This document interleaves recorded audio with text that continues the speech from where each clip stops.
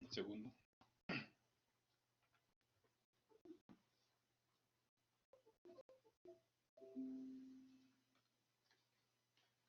Ya.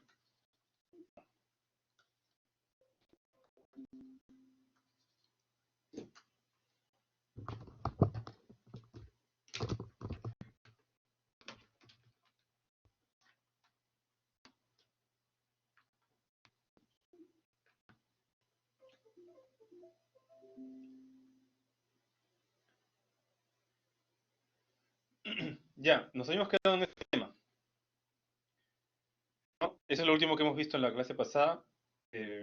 Sistemas de fase mínima y no mínima. Habíamos visto lo que es el diagrama de Bode. El diagrama de Bode consta de dos figuras, ¿no? Una de magnitudes y otra de fases. Eh, y habíamos dicho que sirve para poder evaluar el módulo y la fase en distintas frecuencias, ¿no? Y ya hemos visto las aplicaciones que podemos tener sobre esto, ¿no? Entonces, nos hemos quedado en esta parte justo para entrar a la parte de fase mínima y no mínima, ¿no? ¿Ustedes se acuerdan qué cosa era sistema de fase mínima?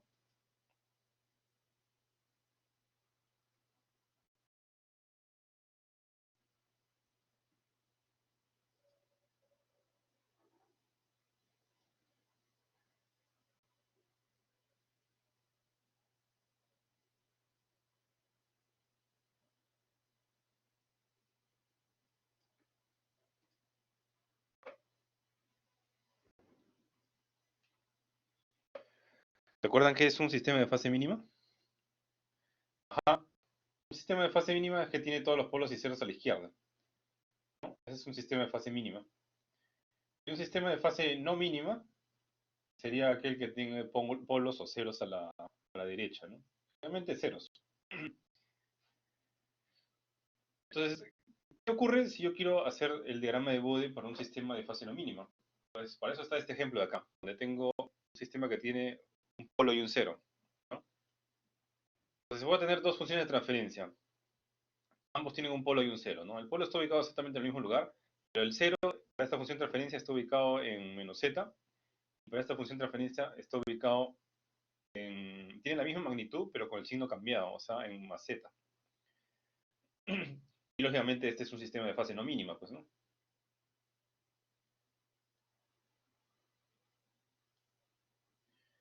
Entonces, ¿qué ocurrirá cuando yo hago la gráfica? Ambos van a tener la misma gráfica de magnitud, por si acaso.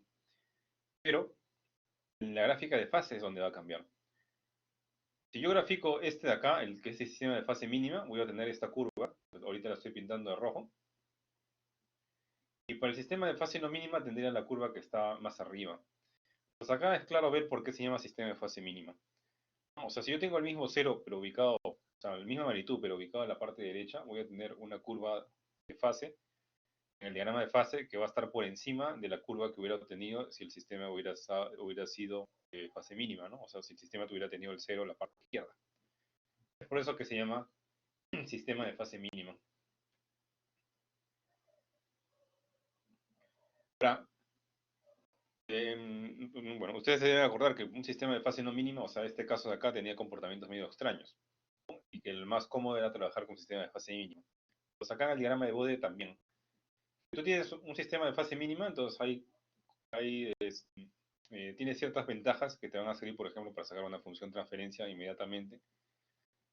Puedes sacar una función transferencia de cualquiera de las dos figuras, ¿no? Puedes sacar la función transferencia del diagrama de magnitud o del diagrama de fase. En cambio, un sistema de fase no mínima no se puede sacar de una sola figura, tendrías que ver ambas figuras para poder sacarlo. También para un sistema de fase mínima se cumple que la magnitud en altas frecuencias, cuando hablo de altas frecuencias es cuando la frecuencia es grande, ¿no? O sea, esta zona de acá. El sistema es de fase mínima, se puede saber cómo va a acabar el diagrama de Bode en altas frecuencias, ¿no? Cómo va a ser su pendiente. La pendiente sería menos 20 veces el orden del denominador sobre el numerador, y En el caso del diagrama de fase, el ángulo final, en el ángulo en altas frecuencias, también se puede hallar con una fórmula simple.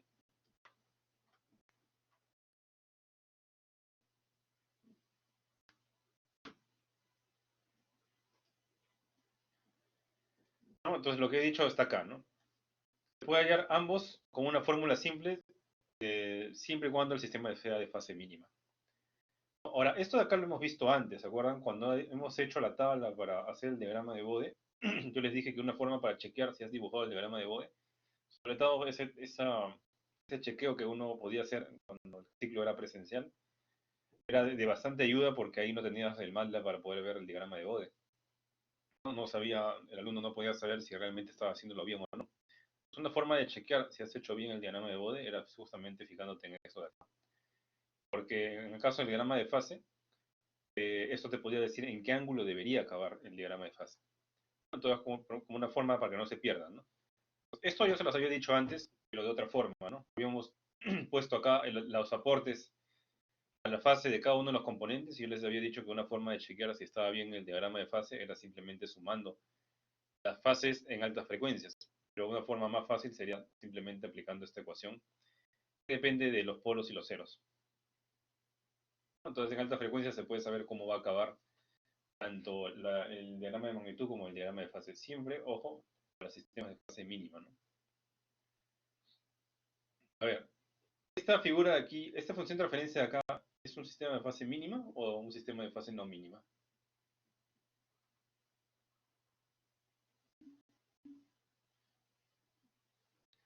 Ajá, es un sistema de fase mínima porque tiene polos y ceros a la izquierda. Su diagrama de Bode se ve de esta forma. Ahora, este también es un sistema de fase mínima, tiene un diagrama de Bode así. ¿No? Acá hay otro diagrama de Bode. Pero vamos a ver qué sucede con el diagrama de Bode de un sistema de fase no mínima. Es este de acá, ¿no? Es un sistema de fase no mínima. Yo intento dibujar esto, vamos a encontrar algunos problemas, ¿no? Entonces, a ver, si yo hago el procedimiento para dibujar el diagrama de Bode para esa función transferencia, según lo que hemos visto en la clase pasada, había magnitud, había fase, y acá tendría que escribir cada uno de los componentes, ¿no? Entonces, la primera pregunta será, ¿esto de acá está en la forma estándar o no? Había que pasar a la forma estándar todo, ¿no? La forma estándar era que haya un 1, o sea que esto quede en 1, pero acá dice menos 1. ¿Sería forma estándar o no? Pero el problema va a ser que ya, si esto no está en la forma estándar, entonces para pasarlo a la forma estándar, supuestamente yo podría hacer esto, ¿no? Podría poner un menos acá y tendría así, ¿no? Menos 2s más 1 sobre s más 1. Pero el problema que te encontrarías acá es que primero, acá tendría una constante de tiempo negativa. Acuérdense que para dibujar yo necesito las frecuencias de esquina, ¿no? Pues la frecuencia de esquina de esto de acá, supuestamente debería ser 1 sobre t, ¿no? O sea, debería ser menos un medio. Entonces, acá va a haber acá nos vamos a chocar contra una pared. ¿Por qué? Porque ¿dónde ubico una frecuencia negativa? Acá no hay números negativos en el eje de frecuencias. Entonces, esto de acá no sería el camino para dibujar este sistema de fase no mínima. De hecho, este sistema de fase no mínima no se podría dibujar. Podrías, sí, dibujar el de magnitud, pero el de fase no te saldría igual. Es lo que he dicho hace un rato, ¿no? En magnitud podrían ser iguales, pero en fase van a variar. Y supuestamente, si esto fuese un más, el sistema de fase mínima debería estar por debajo de esta curva. Pues vamos a asumir que este de acá de arriba está en la forma estándar, ¿eh? Entonces acá tendría un 3, luego tendría un 0 y luego tendría un polo, ¿no? Pues acá tendríamos que llenar la tabla, ¿no? ¿Cuál es el aporte de la ganancia 3 al diagrama de Bode? El aporte simplemente sería pasarlo, sí, 3, pues, pero había que pasarlo a decibeles, ¿no? 20 logaritmo de 3. ¿Cuánto es 20 logaritmo de 3?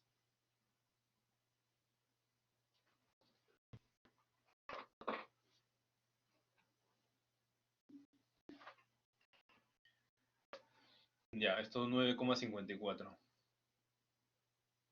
¿Y el aporte en fase de la ganancia? Ajá, 0. Ahora, en la segunda, para el 0. Bueno, si este es un cero, quiere decir que está en la parte de arriba, ¿no? Entonces el truco era todo lo que está arriba se va hacia arriba. Entonces el cero sabemos que al inicio sí comienza constante, pero luego se va hacia arriba, ¿no? Con una pendiente de 20 decibeles por década. ¿En qué punto se va hacia arriba? ¿En qué frecuencia se va hacia arriba? Esa frecuencia se llama frecuencia esquina, ¿no? Ajá, y sería justamente acá 0,5, ¿no?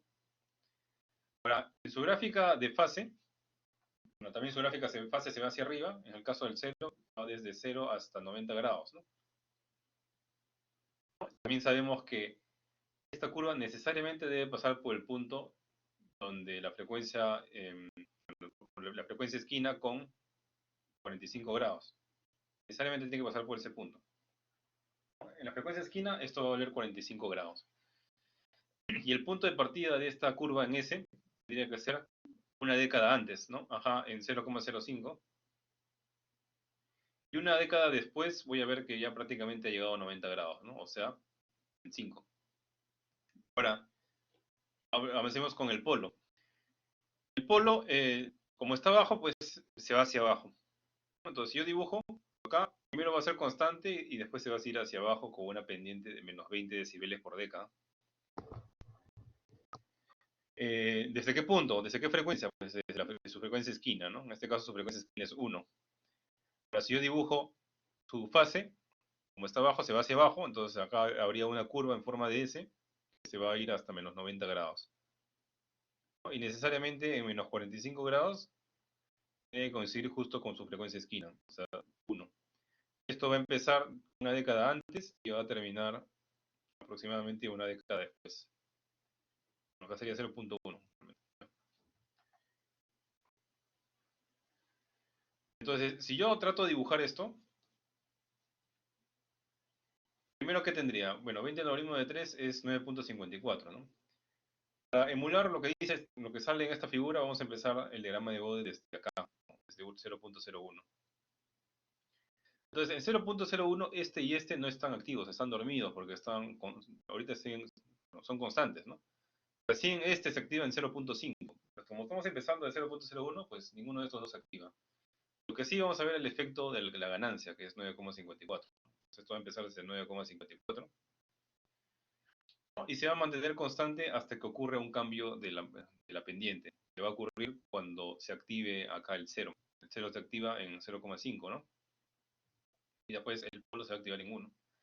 Entonces en 0,5 se va a activar esta pendiente. O sea que acá va a empezar a haber una pendiente de 20 decibeles por década hasta que ocurra el siguiente evento. El siguiente evento va a ocurrir con la siguiente frecuencia esquina, en 1. ¿No? Entonces, en 1 se va a activar el polo. El polo va a indicar, bueno, va a hacer que todo baje menos 20 decibeles por década. ¿No? Entonces, ¿qué tendría ahí? Tendría una pendiente que sube y una pendiente que baja, ¿no? La suma de las dos, ¿no? Más 20 o menos 20, 0. Por lo tanto, acá seguiría constante. Es justamente lo que vemos acá. Ahora, en la fase va a ser el detalle, ¿no? Este es magnitud y este es fase. A ver, en la fase, bueno, el 3 no aporta nada. El polo, perdón, el 0 se aporta y el polo también. Entonces, la fase es un poco complicada, así que lo voy a hacer, voy a dibujar, superponer, mejor dicho, estas dos, y después voy a hacer la suma de ambas. Voy a ponerlo con colores también. Entonces, acá los puntos notales, ¿cuáles serían? 0,5, 1, no, 0,05, ¿no? 1, 0,5, 1, 5 y 10. Entonces, este empieza de 0,5, vamos a poner acá 45 grados, acá 90 grados, empieza en 0,05, en 0,5 consigue 45 grados y en 5 consigue los 90 grados. El otro sería una figura que se va hacia abajo. Aquí no me quedó espacio. Bueno, empezaría de 0,1, está por acá. Sería de 0,1, en 1 pasaría por menos 45 y en 10 llegaría a 90, ¿no? O sea, acá sería menos 45 y acá sería menos 90 grados. Entonces hay que sumar esas dos. Entonces, al inicio, ¿qué va a pasar? Al inicio es constante. En 0.05 no pasó nada porque solamente está activa el 0. Entonces acá sigo la misma figura. Ahora, en este punto de acá, que es el punto 0.1, ahí va a activarse el polo. Entonces, ahorita estaba subiendo con 45 grados por década. Este va a ser que baja 45 grados por década, por lo tanto acá mantendría una pendiente básicamente de 0, pues, ¿no? Hasta que ocurra algo. Ahora, este sigue mandando 45 grados por década y este menos 45 grados por década. Entonces eso va a ocurrir, va a seguir ocurriendo hasta que llegue, hasta que se acabe el efecto del 0. El efecto del 0 se acaba en 5, ¿no? Como vemos acá. Entonces, en 5, ¿qué debería pasar? Ya este ya no está introduciendo una pendiente de 45 grados por década y solamente está activa la pendiente de menos 45 grados por década del polo. Por lo tanto, ahí empezaría a haber una bajada.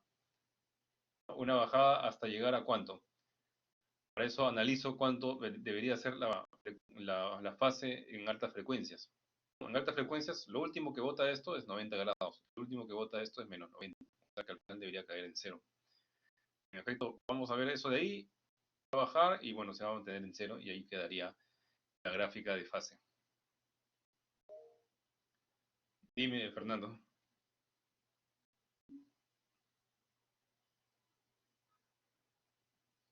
Ahorita vamos a hablar de eso.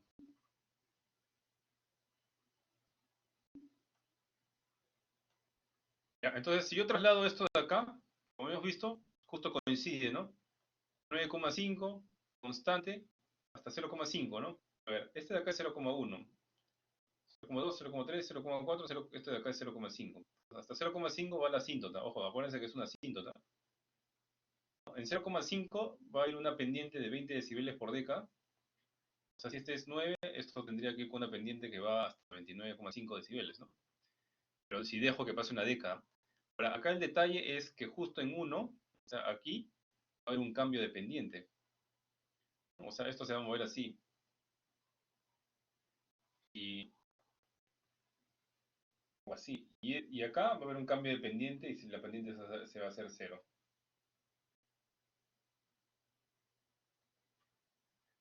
¿No? Entonces, acá lo que dice su compañero es cómo sé en qué magnitud ocurre esto. Porque si esto lo hubiera dejado que siga, en una década después de 0,5, o sea, en 5, o sea, 2, 3, 4, 5, acá, en 5 debería dar 29, bueno, 20 decibeles más, ¿no? O sea, 29,5. Eso nunca ha ocurrido porque antes de eso la pendiente cambió. ¿Cómo puedes saber en qué punto ha ocurrido ese cruce? O sea, este cruce de aquí. Pues para eso tienes que acordarte pues de dónde viene esto, pues, ¿no? ¿De dónde viene esta curva? Esta curva viene del 0, ¿no? ¿El 0 qué cosa es? 2S menos 1. Reemplazo JW, ¿no? 2JW menos 1, ¿no? Le saco el módulo, o sea que sería la raíz de 4W cuadrado más 1, y a esto le tengo que sacar pues los decibeles, ¿no? 20 logaritmo de esto. Esa sería la ecuación de esa curva. Ahora, bueno, y esa es una recta, ¿no? Ahora, hay otra forma más fácil que hacer esto de aquí, que es básicamente, bueno, saber pues el modelo, perdón, la ecuación de esta recta. La ecuación de esta recta sería simplemente, porque bueno, lo que hicimos hace un rato sería pues para el diagrama de Bode en sí, pero la asíntota tiene em, otra ecuación. La ecuación que acabo de poner sería la ecuación para el azul, pero la asíntota tiene otra ecuación. Entonces, en el examen van a venir lo que son las asíntotas, ¿no? O sea, el cruce de las asíntotas. El diagrama de Bode no pasa exactamente por este punto, sino pasa cerca. Entonces, la ecuación de esta recta es sencilla, ¿no? Si esta recta tiene una pendiente de 20 decibeles por década, entonces su ecuación de la recta sería simplemente 20 logaritmo de W más una intersección. La intersección no sabemos dónde será, ¿no? Si yo lo extiendo, pues se puede encontrar la intersección. No sé dónde será. Entonces, esa sería la ecuación de esta recta, ¿no? Y también sería la ecuación de la recta si se va hacia abajo, o sea, si es un polo y las otras rectas que vamos a ver. ¿No? Al final, como son asíntotas, todas son rectas, ¿no? Todas tienen este modelo o esta ecuación de la recta. Entonces, en esta recta me falta saber dos cosas. Bueno, una cosa realmente. ¿Cuánto vale B? La pendiente de AC es 20 decibeles por década. Si fuese una ecuación cuadrática, pues sería 40 logaritmo de W, ¿no? Es 40 decibeles por década. Lo único que faltaría saber es cuánto vale B. Entonces, si ustedes se acuerdan de los cursos que han llevado matemáticas antes, cuando han visto funciones, seguramente cuando han visto funciones, les han enseñado a hallar cómo hallar la intersección de dos funciones, ¿no? Entonces, una forma sería simplemente, es bastante fácil, ¿no? Simplemente hallar, como ya sé la pendiente de esto, me falta un solo punto, definir un solo punto de acá, para poder definir completamente la recta. La pendiente ya está, es 20 decibeles por década, pero solo me falta hallar cuánto vale B. Entonces, por eso necesitaría un punto conocido de esta recta. Pues en esta recta, ¿conocemos algún punto? Sí, pues, ¿no? Este punto de acá lo conocemos. Porque este punto es justo a la frecuencia esquina, 0,5, y en este punto tengo 9,5, que lo llevé hace un rato. Entonces, ¿qué tendría ahí? Para este punto, la ecuación sería 20 logaritmo de 0,5 más B, es igual, me tendría que darme igual a 9,5 decibeles. Entonces, ¿cuánto valdría B en, eh, en esta ecuación?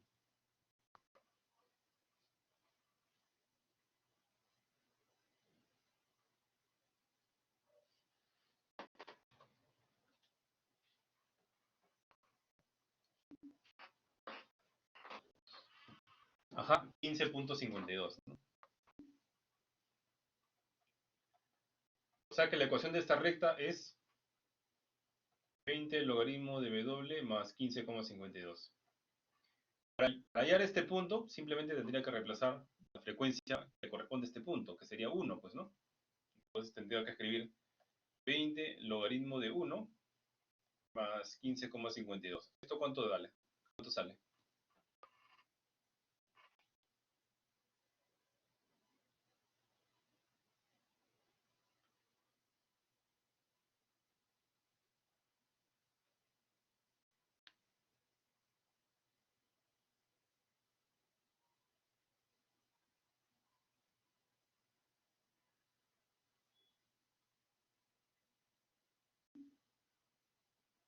Ajá, 15, sigue saliendo 15,52, ¿no? El logaritmo de 1 es 0.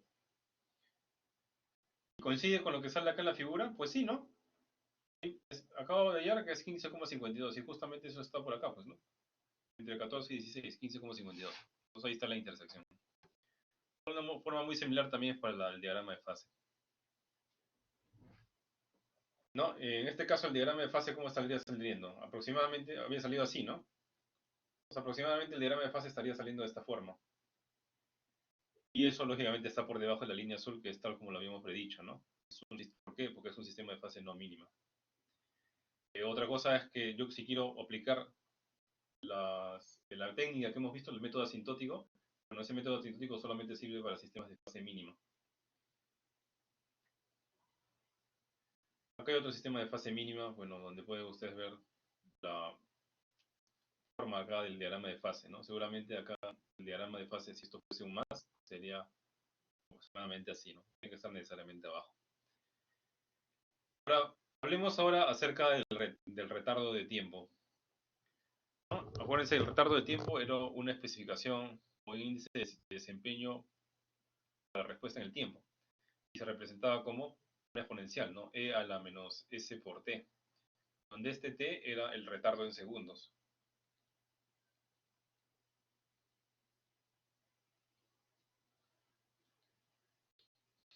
¿No? Entonces, si yo quiero saber cómo es su respuesta en frecuencia en estado estable, o sea, su diagrama de Bode, simplemente tendría que reemplazar S igual JW.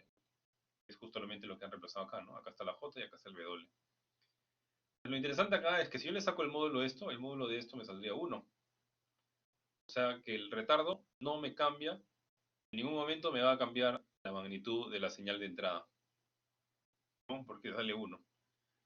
Ahora, donde sí cambiaría bastante es en la fase, porque la fase de este retardo de tiempo sería esta ecuación de acá, ¿no? A menos el retardo de tiempo por W. O sea, esta realmente es una ecuación lineal. O sea, es proporcional a la frecuencia. O sea, si yo tengo un retardo de tiempo grande, a medida que le mando señales que tienen una frecuencia alta, pues va a generar un mayor desfase en el diagrama de Bode. Y eso es perjudicial, porque como vamos a ver en la próxima semana, ese retardo de esa bajada o esta disminución de la fase afecta la estabilidad y puede hacer que el sistema sea inestable. Esto de acá realmente es una recta, pero esto como está en escala logarítmica, pues se ve como una curva, pero realmente es una recta, ¿no? Porque simplemente es una constante multiplicada por W.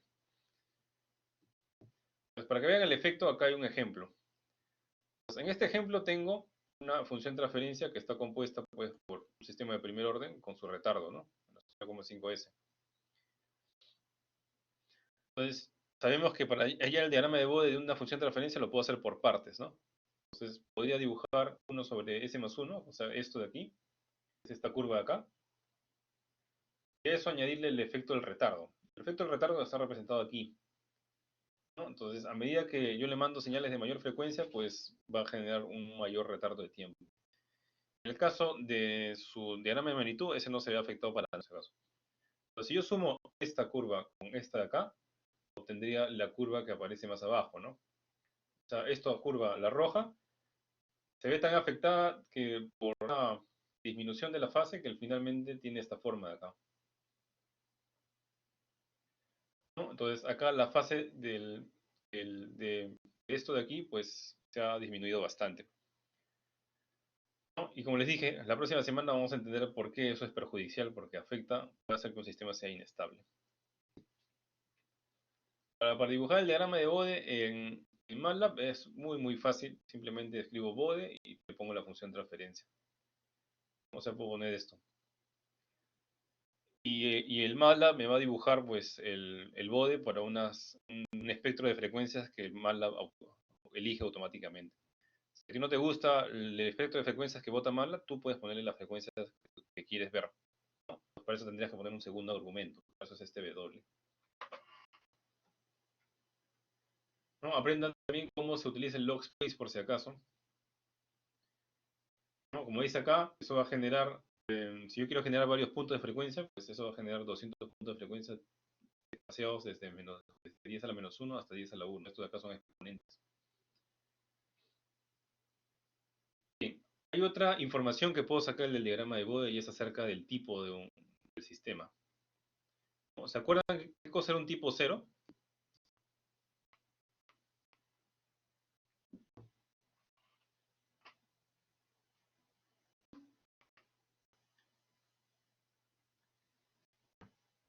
Un tipo 0, pero va por ahí. Pero un tipo 0 era un sistema que no tiene integradores. O sea, no hay ningún polo en 0. Ajá. Bien, tipo 1, sí, eso significa que hay un polo en 0.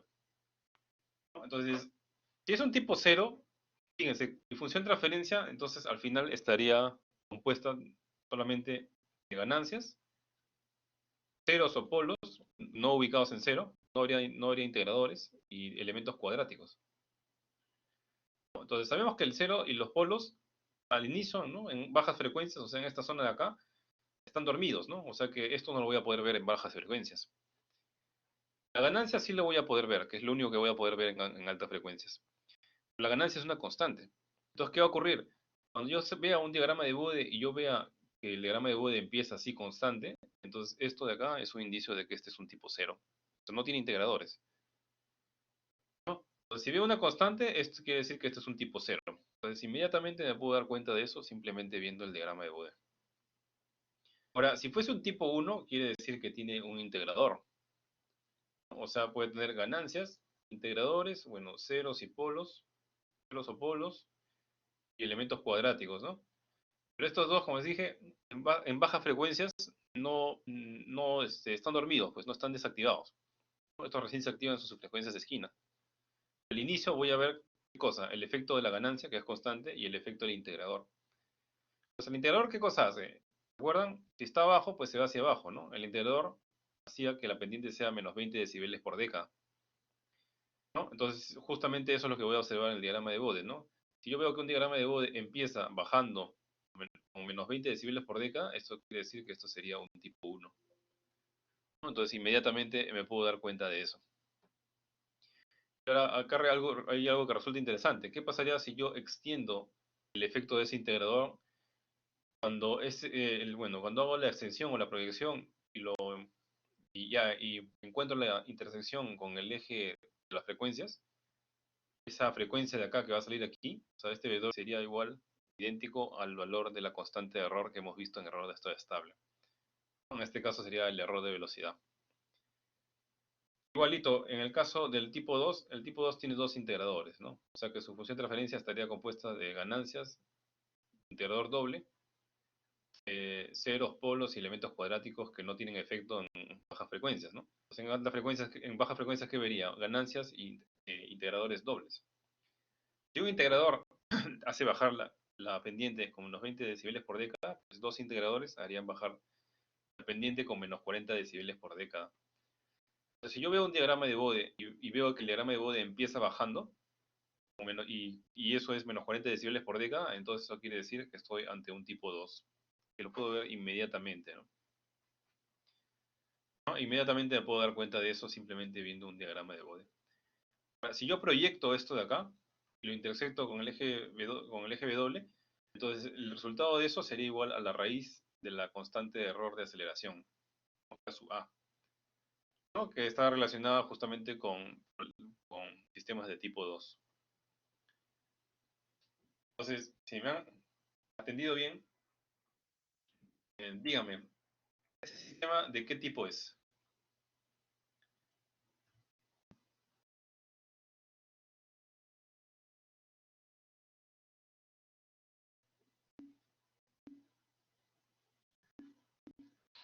Tipo 1, ¿no? Em, Acuérdense que esto está en escala logarítmica. O sea, sería bueno que chequeen si realmente es tipo 1, porque también podría ser tipo 2. Pero todos estamos de acuerdo que eso no es tipo 0 para nada, ¿no? Entonces hay que hacer la comprobación, ¿no? Aproximadamente, ni siquiera tienes que ser tan preciso, ¿no? Aproximadamente en este punto, ¿cuánto está cortando? ¿No? Puede ser unos 36 decibeles. Esto está empezando desde 0.01.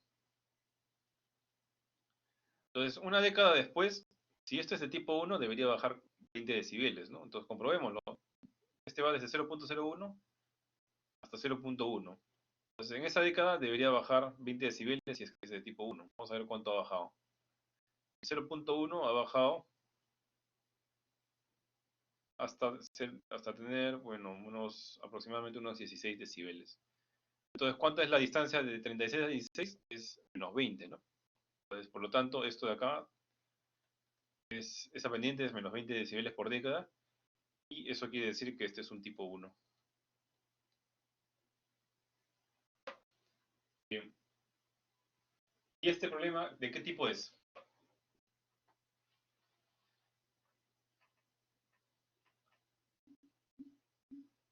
Ajá, tipo 0 porque empieza siendo una constante, ¿no? Eso es fácil de ver. Ahora, a ver, este último problema antes de pasar a MATLAB.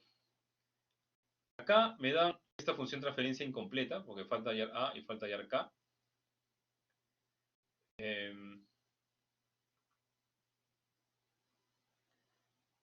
y acá me dan pues su diagrama de Bode.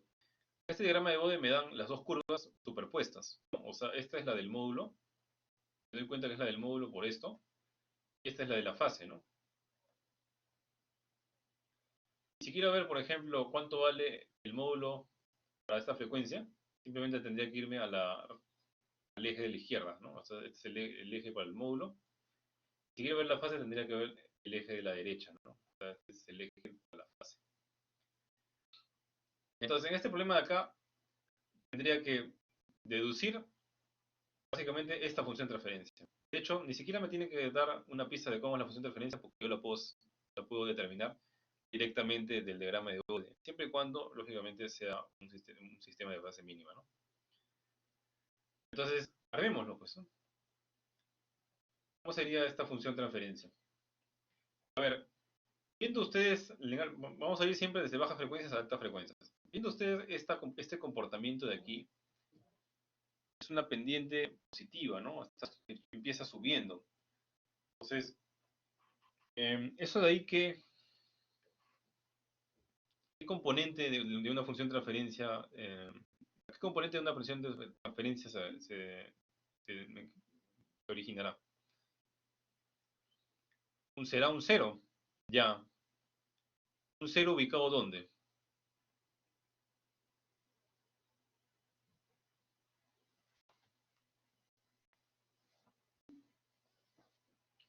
Ajá, un cero ubicado en el origen, ¿no? O sea, cero en cero, eso tiene un nombre, eso se llama derivador, ¿no?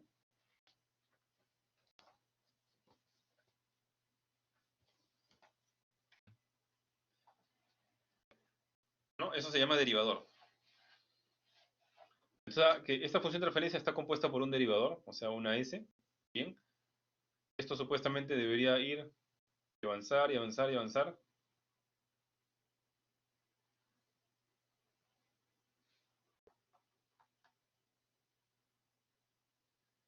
Así. Pero vemos que no siempre,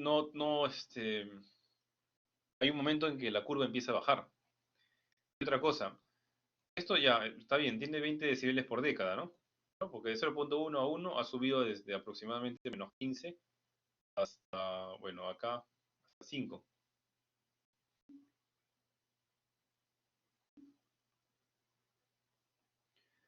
Porque habíamos visto, ¿no? Hemos visto la clase pasada que si es un derivador, si es el derivador, el derivador siempre se va hacia arriba, el derivador empieza desde, si está acá de 0.1, empieza desde -20 decibeles y se va arriba con 20 decibeles por década. En cambio, si fuese un cero, o sea, S más algo, el cero empieza siendo constante y después recién se va hacia arriba.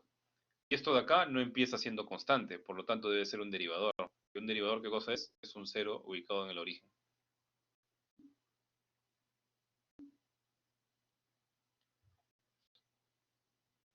Ya, entonces tengo esto de acá. Pero también acá hay un detalle, ¿no? Supuestamente el derivador en 0.1 debería empezar desde -20 decibeles y esta está empezando desde -15 decibeles. ¿Qué ha pasado?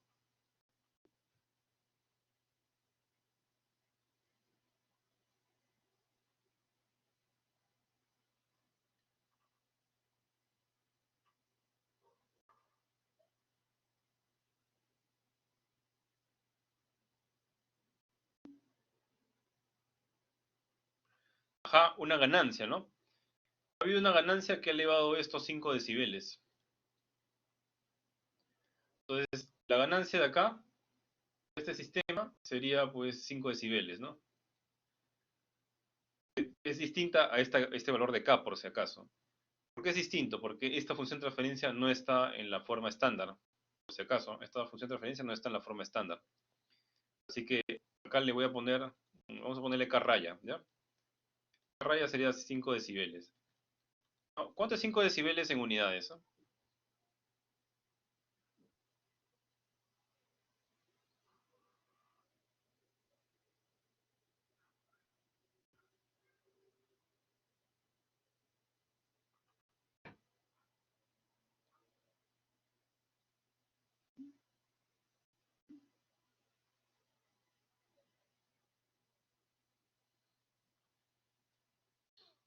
¿Cómo sacas cuánto es en unidades? Pues supuestamente 20 el logaritmo de la incógnita es igual a 5 decibeles, ¿no? Entonces sería x sería igual a 10 elevado a la 5 sobre 20. Eso sale 1.78. Bueno, ponemos 1.78 entonces. Ya. 1.78 o 0.56.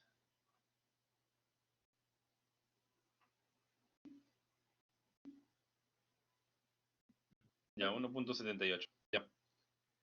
Entonces ya tengo la ganancia de esto, que sería 1.78. ¿Qué más tengo? Ya. Entonces sigamos, pues, ¿no? Ya procesé bien esta parte. Sigamos con la figura. Esto va a avanzar. Aparentemente está, y bueno, si yo lo extiendo, pues iría por acá, ¿no? Ahora, esta curva va a empezar a caer. Acuérdense que estos de acá son asíntotas, ¿no? Va a empezar a caer y acá aparentemente se hace constante. Entonces acá tendría que trazar una asíntota, ¿no? Entonces acá tengo una asíntota y acá tengo otra asíntota y acá en la intersección de las asíntotas es donde ocurren las frecuencias de esquina. Entonces acá probablemente hay una frecuencia esquina. Y esa frecuencia esquina sería pues aproximadamente 2.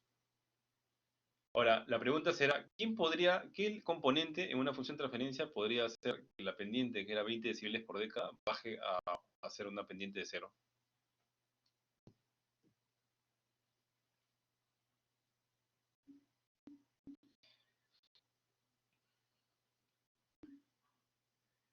Tiene que ser polo, ¿no?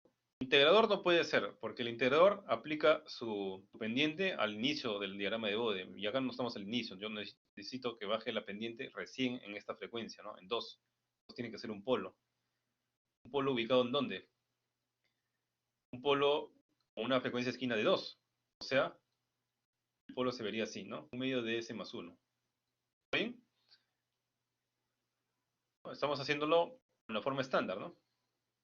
Cuando la forma estándar es con los polos, polos y ceros acompañados con 1. Entonces ahí tendría ya el polo, ¿no? Y luego, ¿qué pasa? Y luego, ¿qué sucede? Luego veo que la curva empieza a bajar, ¿no? Y luego va más o menos a una pendiente constante. Entonces, en esta pendiente constante seguramente está siguiendo una asíntota. Entonces, si yo hago una asíntota que es paralela a esta de acá, voy a ver que justo está intersectando la recta anterior en este punto. O sea, acá debe haber otra frecuencia esquina. Entonces acá debo averiguar cuánto es la pendiente de esta recta de acá. ¿Cuánto sería la pendiente de esa recta, de esa asíntota?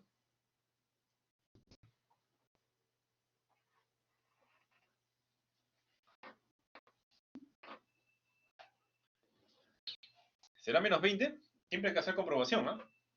A ver, esta recta, a ver, acá está empezando en 10 y está acabando en 100, o sea, acá hay una década, entonces tengo que ver cuánto disminuye en una década, ¿no? Acá arriba está empezando en 10 decibeles. Y acá en 100 aparentemente está llegando hasta menos 30 decibeles, ¿no? Entonces, ¿cuánto ha bajado? Menos 40 decibeles, ¿no? Entonces acá esto tiene una pendiente de menos 40 decibeles por década. ¿Qué componente genera una disminución de pendiente a menos 40 decibeles por década? Ajá, un sistema de segundo orden. Ese sistema de segundo orden estaría una cuadrática, ¿no? Ese sistema estaría arriba o abajo. Exacto, estaría abajo, ¿no? Ahora, esa cuadrática tiene que estar en su forma estándar, ¿no? Su forma estándar era S cuadrado más 2 zeta WNS más WN cuadrado. Y arriba también tendría que haber un WN cuadrado. Y sabemos que la frecuencia esquina del término cuadrático es su frecuencia natural. Y o sea, esta frecuencia esquina, ¿no? Esta frecuencia esquina es justamente 10. O sea que la frecuencia esquina, que es la frecuencia natural, a este término cuadrático sería 10. Por lo tanto, acá tendría 100 y acá arriba tendría 100. Que es justamente el 100 que aparece acá. Entonces, acá faltaría simplemente hallar cuánto vale zeta. El zeta lo hallaría por el pico resonante, pero acá no hay ningún pico resonante.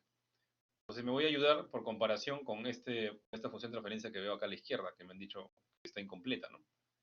Entonces, si yo comparo el término cuadrático con el término cuadrático de acá, pues acá aparece que 2 zeta por WN es igual que 20, ¿no? Como la frecuencia natural es 10, entonces acá el zeta tendría que ser ¿cuánto? Tendría que ser 1. Y cuando el zeta es 1, ¿qué sucede cuando el zeta es 1? ¿Qué tipo de respuesta tengo cuando el zeta es 1?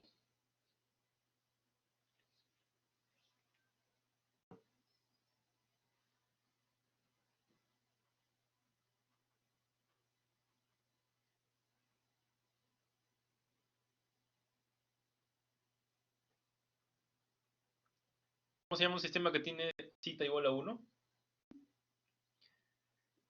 Sobreamortiguado es cuando el zeta es mayor que 1. Cuando es exactamente 1, se llama críticamente amortiguado. Entonces, un sistema críticamente amortiguado no tiene pico resonante, porque como hemos visto anteriormente, el pico resonante desaparece cuando el zeta es mayor que 0.7, ¿no? Entonces, zeta de 1 no tiene pico resonante y es por eso que en esta figura no vemos un pico resonante. Entonces ya con esto tendría completamente listo la función transferencia, ¿no? ¿Cómo quedaría la función transferencia? Bueno, para que se parezca a esto, este 2 tendría que pasar acá, ¿no? Para hallar el A definitivamente, ¿no? Entonces tendría 1,78s por 100.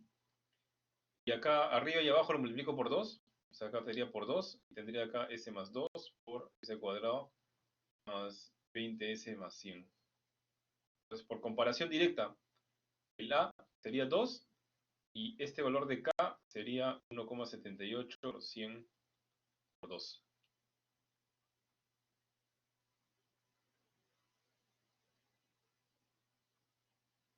Entonces, esa sería la respuesta para este problema de acá.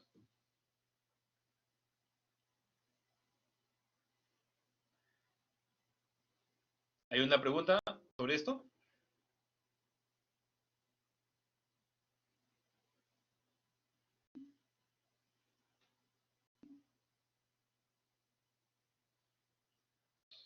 Porque el término cuadrático se escribe completo, en su forma estándar. La forma estándar del término cuadrático es w n al cuadrado sobre s cuadrado más 2 w n s más w n cuadrado. Como la frecuencia natural la llamamos como 100, o 10, perdón, entonces arriba tendría que ir 100.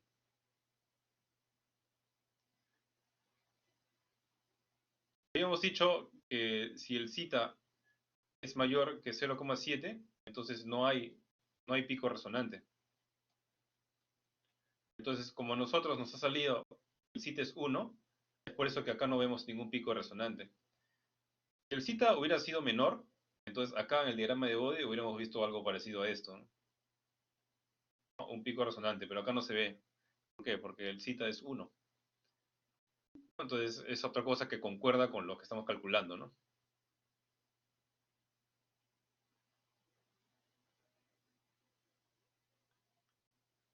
Este de acá, ¿cómo ha llegado a esta frecuencia esquina?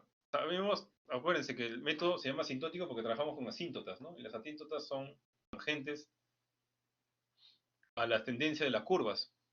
Entonces, una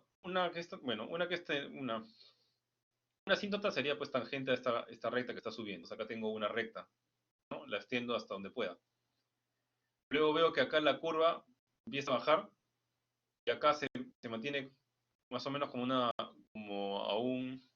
eh, como a una pendiente constante, ¿no? Veo que esto baja y se está manteniendo como una pendiente constante y después veo que está bajando, ¿no? ¿Cómo sé que esto es una pendiente constante? Porque si hubiera sido, bueno, si no hubiera visto, esto ha sido por el término, por el polo.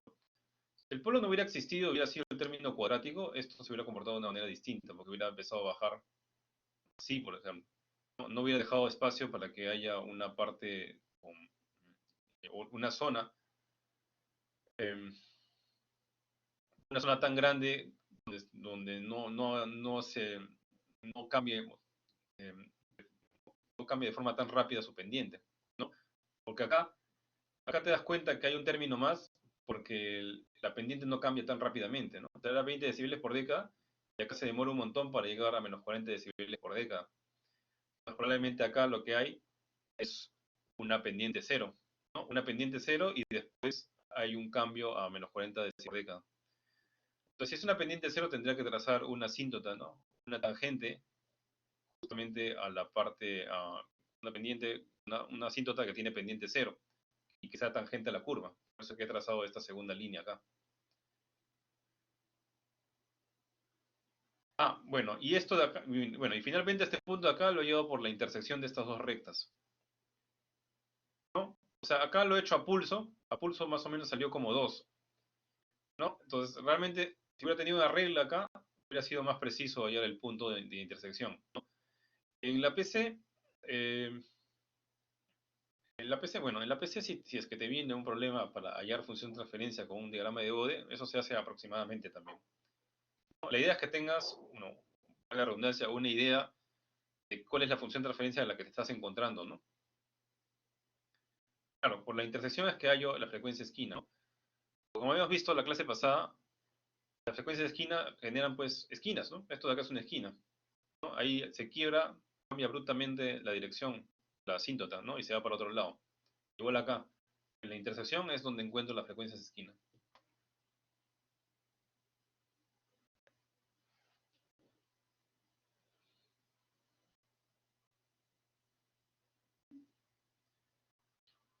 Pueden hacerlo con cualquiera de los dos, pero de la magnitud es más fácil. Ahora, en la PC y el examen no se les va a decir que hayan de la fase, ¿no? Simplemente le va a dejar la libertad para que lo hagan cualquiera de los dos.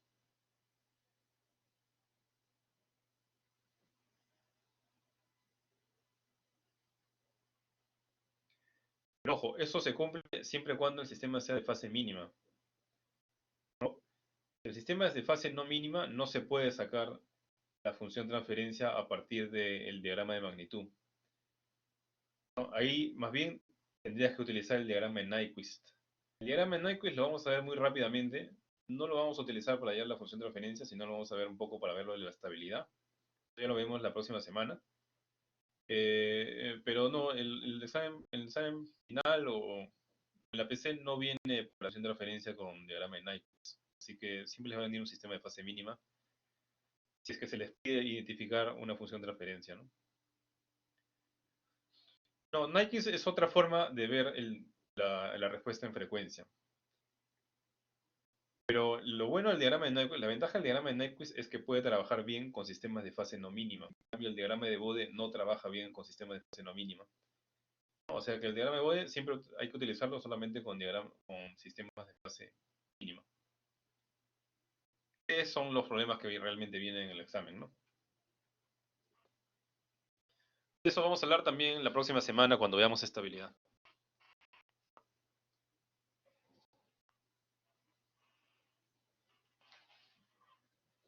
Bien, entonces en este punto ya podemos entrar a MATLAB. ¿Ya? Los comandos de MATLAB que vamos a ver hoy día son Bode, que yo lo expliqué. Logspace es para generar puntos espaciados de forma logarítmica. Feedback ya lo conozcan. Log10 es para sacar el logaritmo base 10. Ojo, en MATLAB también existe la función log, pero este log saca el logaritmo neperiano. Acuérdense que para los decibeles es siempre el logaritmo base 10, así que no se olviden de poner el 10 aquí, ¿no? El logaritmo neperiano no utilizamos. El RLOCUS ya saben para qué es, el SGRI también y el STEP también. ¿No? Entonces la sintaxis, ¿cómo es para el BODE? El BODE lo puedes utilizar con un numerador denominador, un numerador denominador y una serie de puntos, o una serie de puntos que representan frecuencias. Esto de acá no va porque esto es para control 2 por si acaso. ¿No? O también la función de transferencia directamente, ¿no? Y el diagrama de Bode, por si acaso, también puede darte los valores. Si lo pones así, te va a dar la gráfica. La gráfica de magnitud y la gráfica de fase. Ahorita vamos a verlo. Pero si le pones un vector de salida, el diagrama de Bode, bueno, la función Bode no te va a botar una gráfica, sí te va a botar todos los valores de la magnitud, un vector de valores de fase y un vector de valores de frecuencias. Entonces, estos tres vectores tienen el mismo tamaño. Entonces, para la frecuencia que está en la posición 3, por decir, le corresponde la fase que aparece en la posición 3 de este vector y le corresponde la magnitud que aparece en la posición 3 de este vector. ¿No? Y así. Pues acá va a aparecer una serie de puntos. Esto puede ser útil, como por ejemplo para hallar el pico resonante, ¿no? Pues ahí les dejo a ustedes. Ahorita vamos a ver un problema donde se les pide justamente eso, ¿no? Entonces, ¿qué pasa si yo quiero dibujar el diagrama de Bode de esta función transferencia? Entonces simplemente tendría que escribir el código que aparece acá en esta diapositiva, ¿no? Entonces ahorita voy a abrir MATLAB y vamos a hacer ese diagrama de Bode. Entonces, este diagrama de Bode tiene como numerador 25 y como denominador tiene s cuadrado más 4s más 25.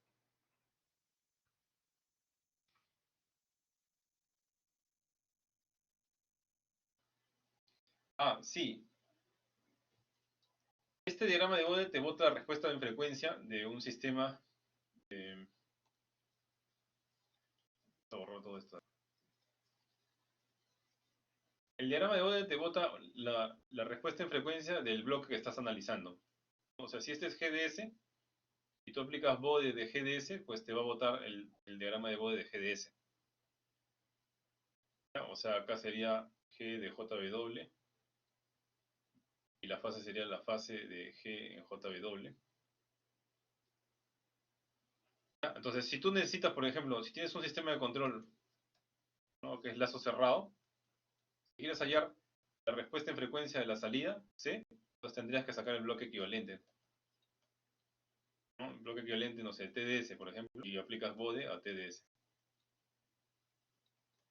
O sea, eso quiere decir que se trabaja con lazo cerrado.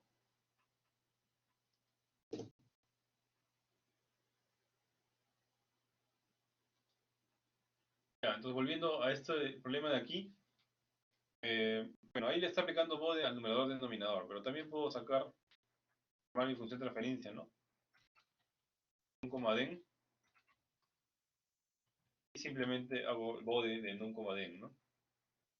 Bueno, de esa función de transferencia G. Ejecuto esta línea si tengo esto de aquí. Pues acá ustedes le pueden dar clic a cualquier parte del diagrama, ¿no? Y acá pueden arrastrar y pueden ver qué frecuencia tiene y qué magnitud tiene ese punto, ¿no? Igual acá en la gráfica de la fase, pueden ver qué frecuencia tiene y qué fase le corresponde a ese punto. Ajá, como su compañero dice, hay resonancia, ¿no? Acá hay un pico resonante, ¿no? Aproximadamente ese pico resonante está ocurriendo a una frecuencia de 4.18 radios por segundo. Entonces, lo que vamos a hacer ahorita es simplemente un problema, pero un problema que tiene bastantes cosas, ¿no? ¿Cómo es el problema? ¿Qué dicen? Dice, considere el problema de controlar un péndulo invertido, o sea, esto de acá, que te dan el modelo del péndulo y te dan un controlador, ¿no? El sistema de lazo cerrado. El objetivo de diseño es balancear el péndulo en presencia de perturbaciones, ¿no? Como se muestra, ¿no? Y los parámetros, esos, longitudes del modelo matemático te los dan acá. Entonces, acá quieren que tú halles el valor de K necesario para que el tiempo de establecimiento sea menor que 2.5 segundos, el porcentaje de sobreimpulso sea 40%, y el error de estado estable sea menor a 0.1 segundos en presencia de perturbaciones. Todo esto es en presencia de perturbaciones. Porque realmente este péndulo invertido siempre voy a querer que sea, pues, la referencia siempre quiero que sea cero. No le voy a mandar un escalón para que sea otro ángulo.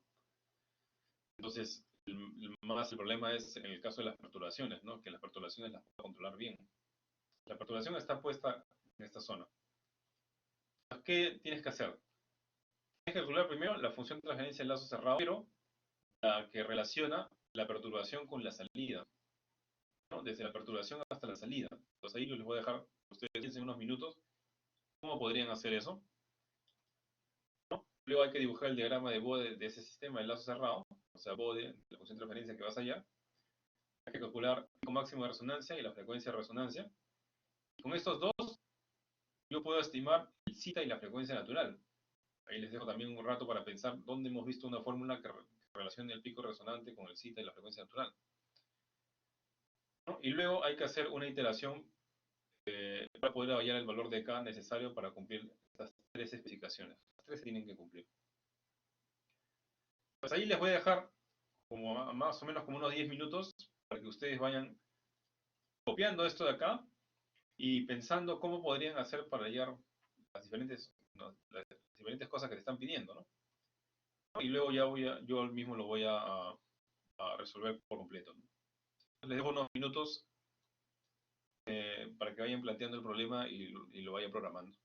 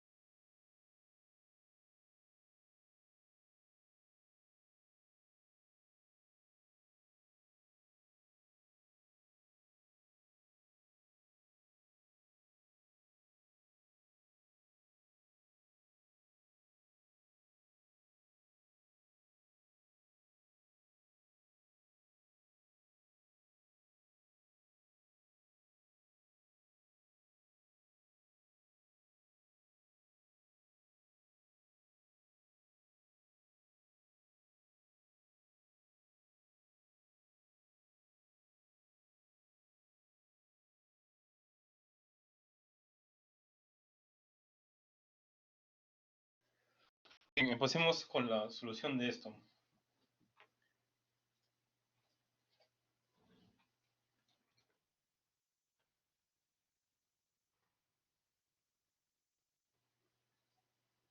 Siempre es una buena costumbre poner clear al inicio de un script para poder borrar cualquier variable que ha quedado, bueno, digamos, declarada en cualquier otro lugar y que no tiene nada que ver con nuestro programa, ¿no? Pues primero vamos a darle valores a las constantes.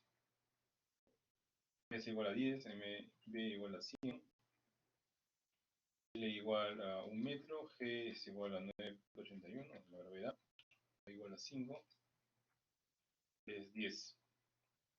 Además debo conseguir un tiempo de establecimiento de 2,5 y un porcentaje de sobreimpulso de 40%.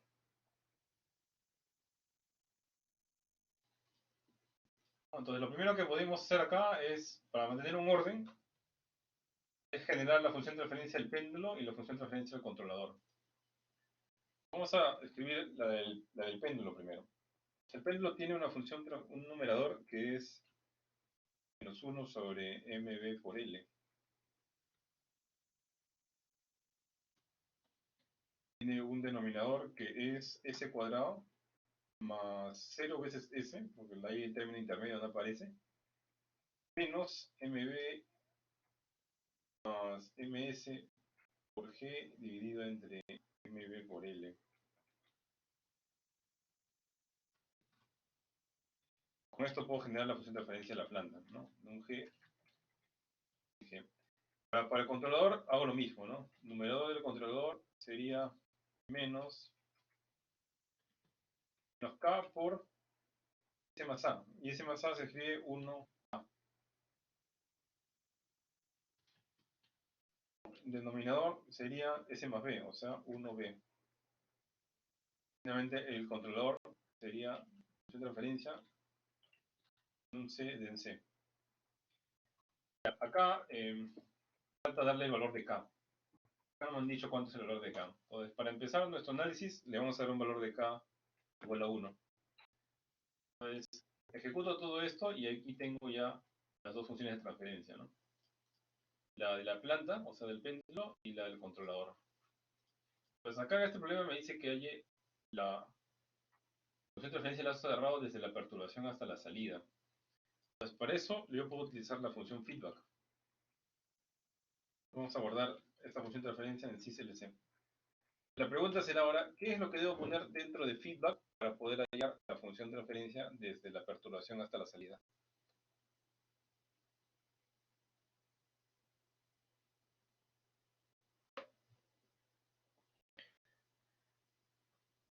Poner de argumentos dentro de feedback para poder hallar la función de transferencia desde la perturbación hasta la salida. G por C, dice su compañero. Acuérdense que feedback tiene dos argumentos.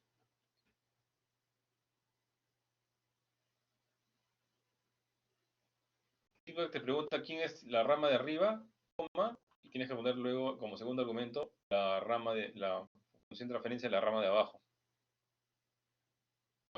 ¿Qué debería poner dentro de feedback entonces?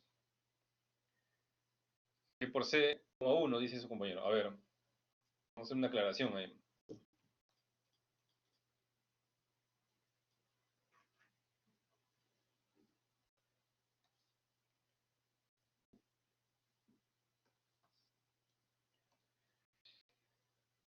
Yo necesito la función de transferencia desde la perturbación hasta la salida. La perturbación es esta de acá. Pues yo tengo que reordenar las cosas, los bloques, para que la perturbación aparezca como una entrada. O sea, básicamente la perturbación entre por acá. Acá entraría un sumador. Luego del sumador tengo la función de transferencia en la planta G.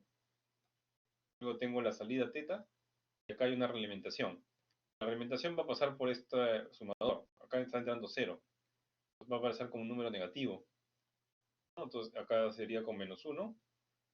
Y luego me encontraría con el controlador, la función de referencia del controlador C.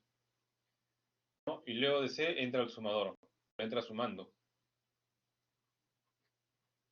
O sea, y entonces, si quiero hallar la función de referencia del lazo cerrado, simplemente sería hacer el equivalente de esto. ¿Cómo es el equivalente de esto? Habíamos visto que la fórmula es G sobre 1 menos, porque si acá es más, acá tengo que poner menos el producto de lo que hay acá en esta rama, ¿no? O sea, menos 1 por C, ¿no? O sea, menos C. Menos C por lo de arriba, G. O sea, la función de referencia sería G entre 1 más C por G. Ahora, ¿cómo se utiliza feedback? Feedback, ya lo habíamos visto antes, tiene dos argumentos. El primer argumento es lo que está arriba y el segundo argumento es lo que está abajo. Pero ojo, acuérdense que habíamos dicho que feedback siempre asume que la realimentación es negativa.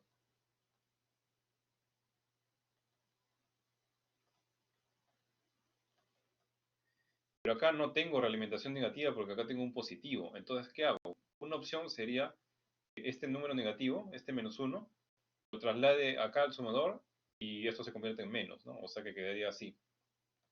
Va a estar entrando la entrada, que sería la perturbación. Tengo la función de referencia de la planta. Acá ese menos 1 ya lo he trasladado, solamente quedaría el controlador. Y acá estaría entrando con menos. Acá recién habría realimentación negativa. Entonces, si yo quiero aplicar feedback acá, sería pues el ramal de arriba, G, y con el ramal de abajo, C. Y esa sería la respuesta. Entonces, algunos alumnos dicen feedback de G por C y acá le ponen 1. Esto de acá es distinto a feedback de G, C. Porque si tú pones G por C, 1, básicamente estás diciendo que el diagrama de bloques es así, ¿no? Acá es G por C y acá tienes la alimentación unitaria. Y esto de acá es distinto a tener un sistema que tiene G aquí, y acá tienes bueno, C, ¿no? Un bloque acá abajo en la alimentación. Ambos tienen funciones de transferencia equivalentes distintas, ¿no? Porque la función de transferencia equivalente de esta sería G por C entre 1 más G por C. En cambio, la de esta habíamos visto que es G entre 1 más G por C. Entonces, estos son distintos. No se van a equivocar ahí. La respuesta realmente es esta de acá.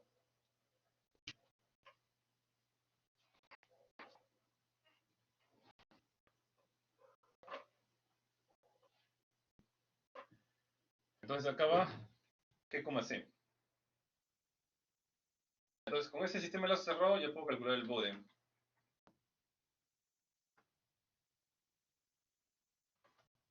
¿No? Y el bode sale de esta forma. Ahora, la siguiente parte dice que calcule el pico máximo de resonancia. Entonces, la pregunta es, aquí sería, ¿en este diagrama de bode hay un pico resonante?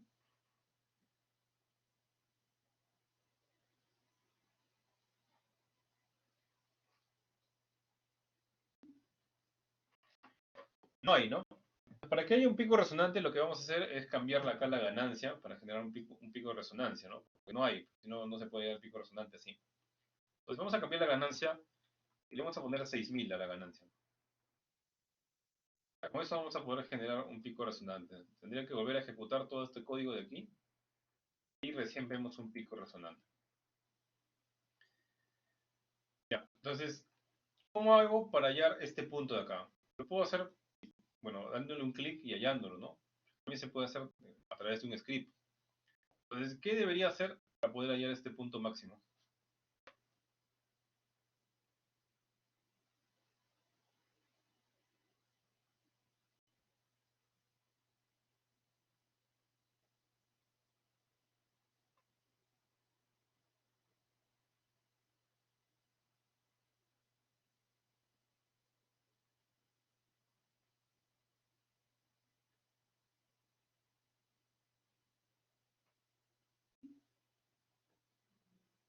Ajá, así es.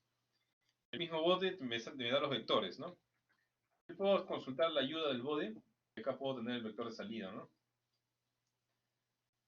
Entonces escribo bode, en este caso sería de cis-LC, ejecuto estas líneas y ahí tendría los vectores de magnitud, de fase y de frecuencias. Entonces, si quiero hallar el máximo de magnitud, simplemente escribo max del vector de magnitud, y ahí me dice que eso vale 8.44 por 10 a la menos 4. Pero acá hay algo raro, Porque si yo veo acá el pico máximo, acá dice que es menos 61.5. ¿Pero qué ha pasado? ¿Por qué no sale lo mismo?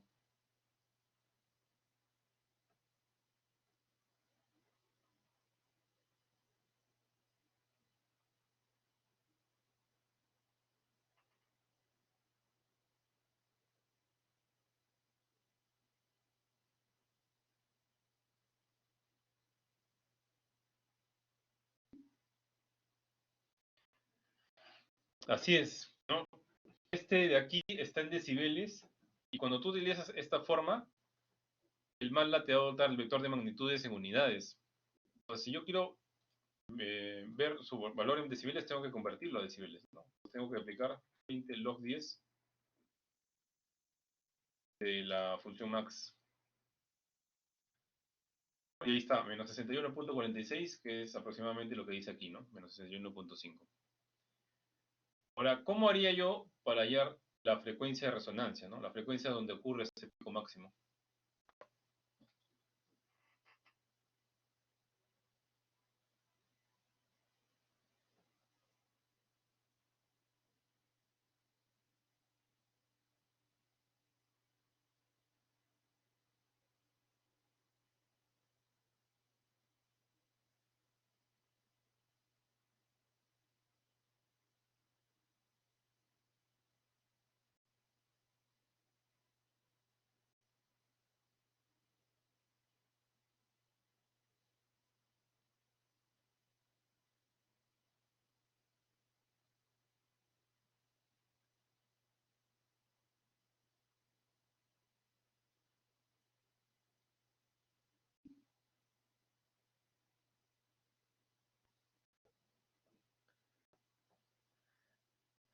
Eh, Anteriormente, sí, más o menos por ahí. Anteriormente habíamos visto, ajá, que la función max tiene también un vector de salida, ¿no? Yo pongo help max. La función max tiene un vector de salida. Yo ejecuto la función max con este vector de salida, ahí me va a botar dos cosas, la magnitud, el máximo de magnitud y el índice donde ha ocurrido ese máximo. Pero si quiero sacar aquí el pico resonante, o ese pico de ahí, FW, sería pues 20 por 10 de m. La i sería un índice, ¿no? En qué punto del vector, en qué posición del vector de magnitudes, o sea, en qué posición del vector mag está ese pico máximo, ¿no? Entonces ahí dice que está en la posición 31. Lo puedo comprobar dándole doble clic a cada mag y buscando la posición 31, ¿no? La posición 31 es la que dice acá 31. Acá está, pues, punto 46, 8.4468, 10 a la menos 4. Es el índice, ¿no? ¿De qué me servirá ese índice? Entonces, para utilizar ese índice tengo que darme cuenta de una cosa. Ya lo había dicho, ¿no? Estos tres vectores tienen la misma longitud, tienen el mismo tamaño, ¿no? WOut tiene 56 números, el phase tiene 56 también, el mag tiene 56. Y cada valor del índice para W le corresponde un valor de la fase y un valor de magnitud. O sea que yo puedo sacar la frecuencia de resonancia simplemente consultando WOut. Consulto a WOut en el valor del índice. Lo consulto y ahí me sale justo la frecuencia de resonancia que es 4.79, ¿no? Que acá está aproximadamente, ¿no? Realmente acá sería, no, más o menos ahí. Ahí está. Es el pico máximo. Entonces de esa manera ya llevo la frecuencia de resonancia y el pico de resonancia. Ahora, ojo, acá este pico de resonancia realmente le falta algo. Esto por sí solo no es el pico resonante. Si nos vamos a las ecuaciones que hemos visto anteriormente, ¿recuerdan cuando hemos visto los índices de desempeño? Acá el pico resonante me daba esta fórmula de aquí, ¿no? Y me decían acá el problema, el sistema de segundo orden, el pico resonante es esta distancia. Ya, pero claro, el pico resonante es donde el módulo tiene el máximo valor. Pero ese es para el sistema de segundo orden. En este caso no tengo un sistema de segundo orden estándar, ¿no? Sino tengo un sistema de tercer orden. Y en este sistema de segundo orden, ese sistema de segundo orden no tiene ninguna ganancia. no tiene ganancia estática este sistema de segundo orden, mejor dicho. Entonces, ¿qué va a pasar? Que este de acá sí tiene una ganancia estática, ¿no? Yo quiero hallar la ganancia estática es cuánto vale el límite de esto cuando tiende a cero. Por eso puedo utilizar la función dcGain. Y ahí me está dando un valor que no es 1, ¿no? Es un valor pequeño. Entonces, acá, eso ha hecho que el efecto, bueno, este pico resonante esté por debajo de cero, ¿no? Por acá es fácil de ver el pico resonante, ¿no? Mido desde acá hasta acá. Desde 0 decibeles hasta este pico de acá. El máximo de aquí era 20 decibeles. Pero acá el pico máximo está por debajo de cero, ¿no? Fíjense, está en menos 61.5. ¿Cómo puedo medir acá el pico resonante si no tengo una referencia, no? Lo que pasa es que ese pico resonante se mide solamente viendo el término cuadrático. El término cuadrático no tiene ninguna ganancia. Entonces, ¿la ganancia qué está haciendo? La ganancia está haciendo que todo esto baje. ¿Cuánto está haciendo que baje? Está haciendo que baje esta magnitud. Lo que aparece acá, menos 65.7 decibeles. ¿Por qué? Porque acá en bajas frecuencias me he dado cuenta que acá no hay ningún integrador y solamente está afectándose la ganancia. Esta magnitud que encuentro en bajas frecuencias es todo lo que está aportando la ganancia de la función de referencia. Entonces, si yo quiero hallar el pico resonante, tendría que hallar la distancia entre esto con el pico que tengo acá arriba. Lo que debo hacer es simplemente hacer una resta, ¿no? Tendría que hacer una resta de esto. Ojo, hago una resta, estoy trabajando en decibeles, ¿no? Simplemente tendría que hacer una resta de esto con 20 logaritmo, o sea, el 20 log 10 el valor del diagrama de Bode en bajas frecuencias. Entonces, para hallar los valores del diagrama de Bode es con el vector mag. Para ver cuánto vale mag en bajas frecuencias, simplemente tendría que indicarle una frecuencia pues, que esté al inicio, ¿no? Entonces, le indico pues la primera frecuencia que aparece, ¿no? El que tiene índice 1. La primera frecuencia que aparece debería dar este valor, 65.7. Y de hecho sí lo da, ¿no? Menos 65.66. Entonces, ¿qué sería? Lo único que tendría que hacer, pues, finalmente sería hacer una simple resta, ¿no? Entonces, ¿qué tendría ahí? El pico resonante realmente es 4.2 decibeles. ¿No? Entonces, ahí hay una gran diferencia, porque al inicio, cuando no puse esto, habíamos dicho que el pico resonante, bueno, de manera errónea, habíamos dicho que vale menos 61.5, pero ese no es el pico resonante. El pico resonante se saca sin considerar la ganancia de todo el sistema, ¿no? La ganancia estática. La ganancia estática de esta función de referencia es menos 65.7, así que tendría que hacer una resta. Por tanto, la resta que se tiene que hacer es esta de acá y el pico resonante finalmente es 4.2. Eso es muy importante, ¿por qué? Porque después yo con estos dos puedo calcular, las fórmulas que hemos visto anteriormente, puedo calcular el zeta y la frecuencia natural. ¿Cómo así? Miren, en esta fórmula aparece la frecuencia de resonancia, ¿no? En esta fórmula aparece solamente el zeta, y aparece el pico resonante. Entonces, si yo tengo el pico resonante, puedo hallar el zeta.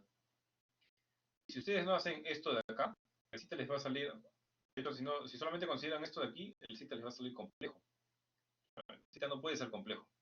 Entonces ahí es un indicio de que algo han hecho mal, ¿no? Es que realmente el pico resonante es hacerle una resta, tengo que restarle la ganancia estática. Entonces, estas dos fórmulas responden la pregunta en el problema que dice más adelante, ¿no? La que dice sobre hallar o estimar el valor de zeta y la frecuencia natural con estos dos valores, con los dos valores bueno, con el pico resonante y la frecuencia de resonancia. Entonces simplemente sería aplicar estas dos fórmulas. Entonces lo primero que podría hallar acá es el zeta, pues, ¿no? Si yo tengo el pico resonante, puedo hallar el zeta, despejando el zeta de acá. Entonces, ese zeta ya lo tengo aquí despejado. Tengo la fórmula donde está despejado el zeta, pero ojo, este pico resonante que aparece acá no está en decibeles, y acá sí está en decibeles. Entonces eso tengo que pasarlo a unidades. Entonces vamos a poner acá, vamos a poner un nombre más descriptivo, que esto está en decibeles, 4.2.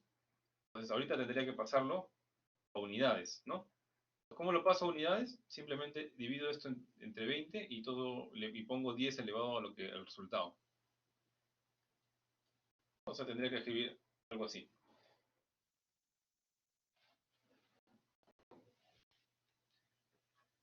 Entonces, acá tendría el pico resonante en unidades, que está saliendo 1.62, y con esta fórmula ya haría el zeta, ¿no? Que está saliendo 0.32 el zeta. 0.32 es un valor que concuerda con lo que sabemos en la parte teórica. Pues sí, ¿no? 0.32 es un factor de amortiguamiento más o menos bajo. Si fuese mayor que 0.7 y vemos este pico de acá, entonces ahí ahí tenemos un indicio de que algo hemos hecho mal. Porque más de 0.7 no puede haber pico resonante. Pero en 0.3 de todas maneras debe haber pico resonante, justamente lo que observamos aquí, ¿no? 0.3 es un factor de amortiguamiento bajo. Y es por eso que observamos un pico resonante acá.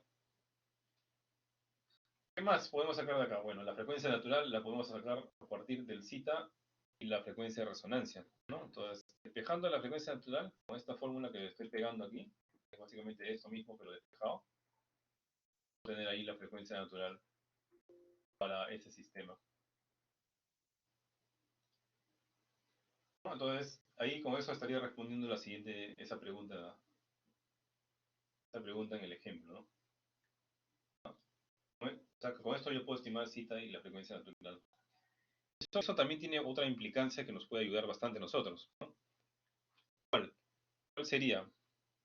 Pues básicamente sería que si a mí me dan solamente el diagrama de Bode de una función de referencia, no es necesario que me digan cuál es la función de referencia. Yo puedo sacar por completo la función de referencia de ese diagrama de Bode, siempre y cuando sea un sistema de fase mínima. Para la última parte dice que iteres para valores de K hasta lograr las especificaciones deseadas. ¿Cuáles son las especificaciones deseadas? Tipo de establecimiento, porcentaje sobre impulso y error de estado estable. Entonces, acá podría ser un for, pues, ¿no? Puede ser un for, digamos, desde un K, vamos a poner desde 2000 hasta 6000.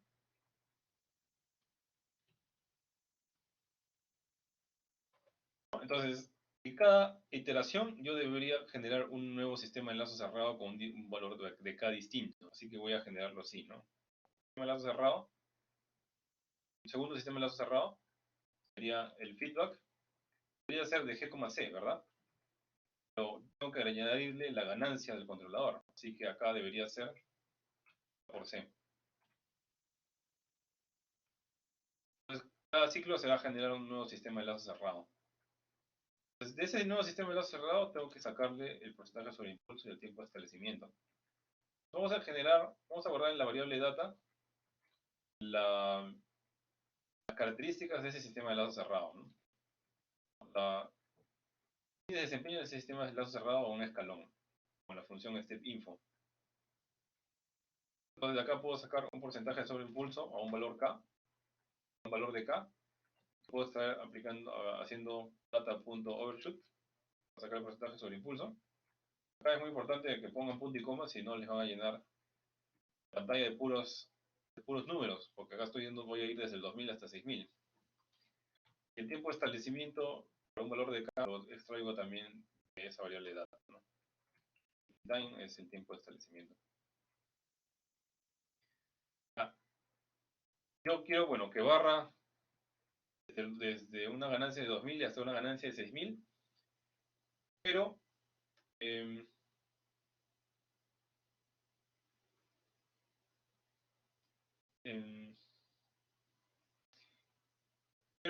pero yo quiero que el bucle se detenga cuando se hayan cumplido las tres especificaciones. Entonces ahí puedo poner una condicional, ¿no? Entonces, la condicional sería 1, el porcentaje sobre impulso hallado en un ciclo en particular debe ser primero menor que 40%.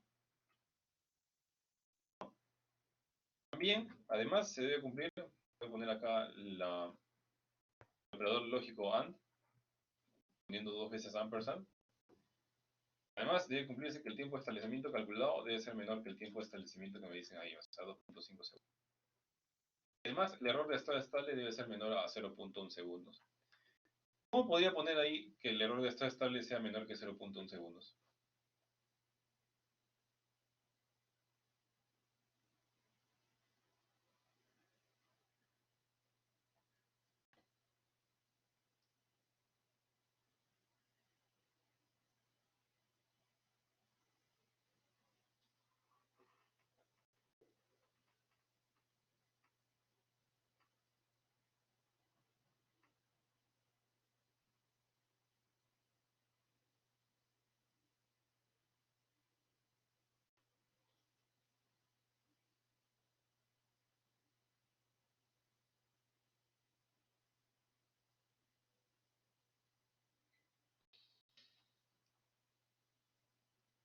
Yo necesitaría hallar la función de referencia necesaria, bueno, para la función de referencia que tengo que evaluar para poder sacarle el límite, ¿no? Y hallar el error de estado estable. Pues anteriormente en la clase de error de estado estable habíamos visto que para el, la perturbación era la misma función de referencia relacionada a la perturbación con la salida, pero con signo negativo. O sea, acá sería menos cis de C2. Ya, pero eso le tengo que sacar el límite, aplicarle un escalón. Entonces, vamos a sacarle el límite y aplicarle un escalón. Ahora, yo les había mencionado acerca de la función dc gain, ganancia estática. ¿Qué hace la función dc gain? Básicamente es como sacarle el límite cuando S tiende a cero, ¿no? O sea, si yo tengo cis LC2, en cis LC, por ejemplo, está aplicando S igual a 0 en cis LC y está hallando el resultado. O sea, ahí está, ese valor, menos 5.2, sería el resultado de dividir menos 0.1 entre 192.1. Puedo aprovecharme de esa función para poder hallar el límite. Ahora, yo necesito el límite cuando S tiende a 0, de S, porque ese es el teorema del valor final, de S por esto, por el escalón. Pero S con el escalón se van a eliminar y solamente va a quedar el límite cuando S tiende a 0. Y eso lo puede hacer la función dcgain. Entonces acá sería la función dcgain evaluando menos cis LC2. Eso tiene que ser menor que 0.1. Esto está en grados y esto va a salir en radianes. ¿Qué hago? Tengo que pasarlo pues a sexagesimal, ¿no? Entonces lo multiplico por 180, lo divido entre pi. Ya, entonces cuando se cumpla todo eso, ¿qué hago? Pues salgo del bucle, break. Cuando salga del bloque se va a guardar el valor de K y el valor del porcentaje sobre impulso y el tiempo de establecimiento que he conseguido y que supuestamente debería cumplir las tres cosas, ¿no? Ahora, antes de ejecutar este código, hay que actualizar, ojo, el valor de K para el controlador, porque ahorita estaba con 6000, ¿no? Si yo le pongo 6000, pues ese 6000 se va a multiplicar por 2000 y así así por 2001, 2002, hasta 6000 otra vez. Y yo no quiero eso, ¿no? Quiero que lo haya desde que el controlador es S más A o menos S más A entre S más B. Así que acá le voy a poner una ganancia 1 y el controlador voy a actualizarlo para que solamente sea menos, 1, menos S menos 5 entre S más 10. Entonces lo que va a hacer acá el bucle es darle varios valores de K a este controlador. Entonces esta parte del código va a demorar un poco ejecutarlo. Ahí se demora un poco en calcular.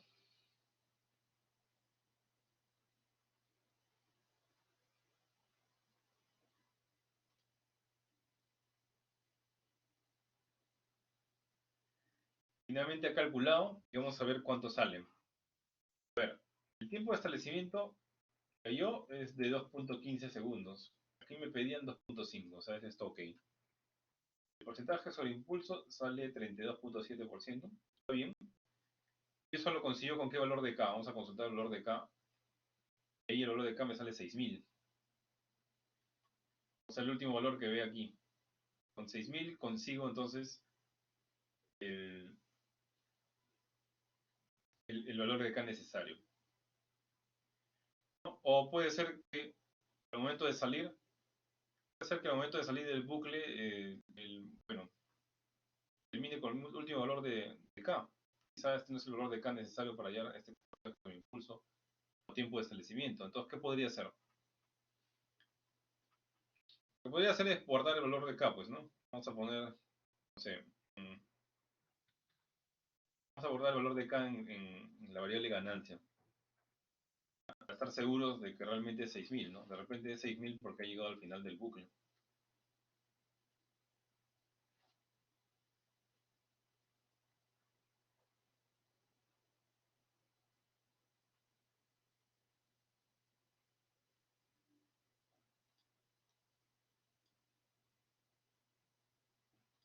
A ver,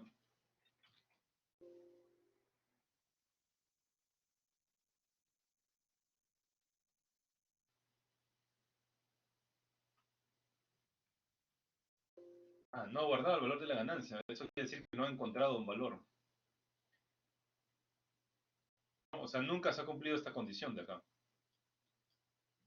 Pues si no se ha cumplido nunca esta condición, pues entonces no hay una solución para este problema. No habría una solución para este problema de aquí. Bien. Ahora, otra cosa que pregunta acá es si se puede hacer con el LGR. Pues con el LGR realmente era más fácil, ¿no? Simplemente tendría que aplicar RLOCUS, el sistema de lazo cerrado.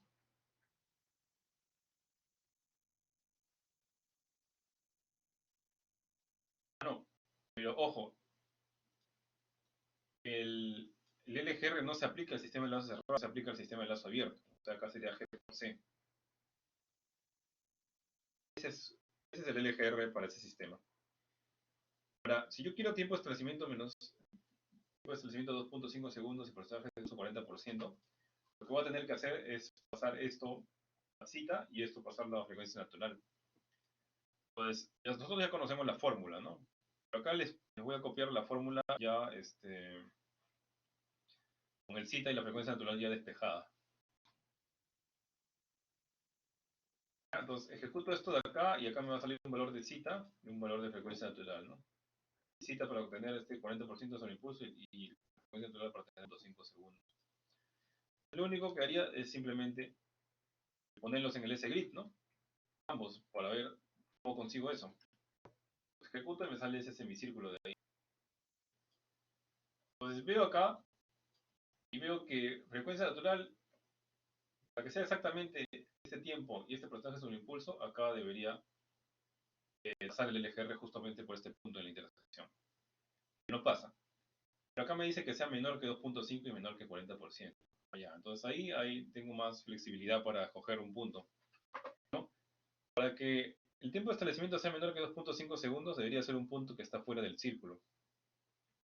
Que eso quiere decir que sería un sistema que tiene una mayor frecuencia natural.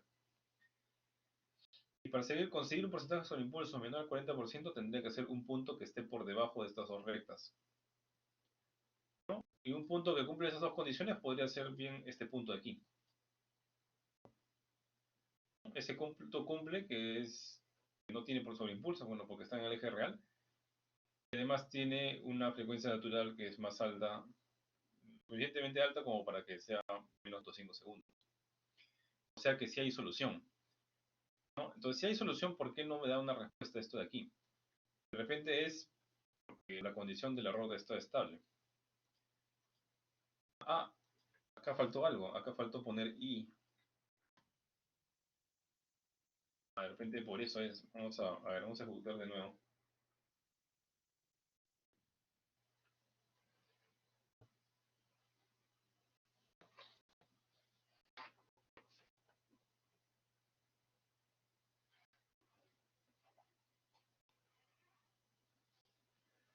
Ya.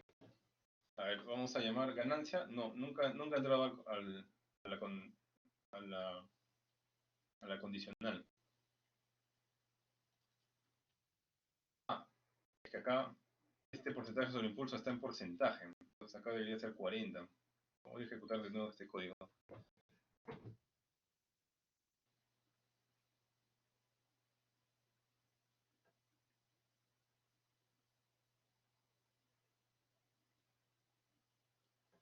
Vamos a ver si entró. Sí entró. Sí ha encontrado una solución. Una ganancia de 5.135 puede cumplir las tres condiciones. Y con eso conseguiría un tipo de establecimiento 0.49, justo lo que necesito. Cumple con las justas. Porcentaje sobre impulso de 33.19%. Suficiente como para poder resolver eso. Ahora, si en el LGR busco esa ganancia, 2.49, no, la ganancia era 5.135, supuestamente debería estar en esta zona, ¿no?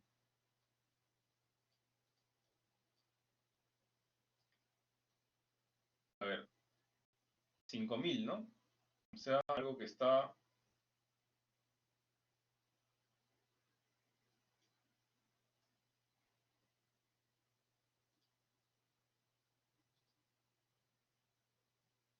Acá tengo 1.900. Ahí me dice que aplique 5.000. O sea,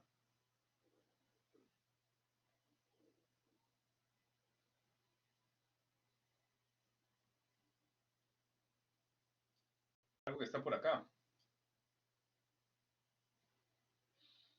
Pero ese punto de ahí tiene un porcentaje sobre impulso de 37%. Ese porcentaje sobre impulso está bien. Entonces, este cita no está bien calculado.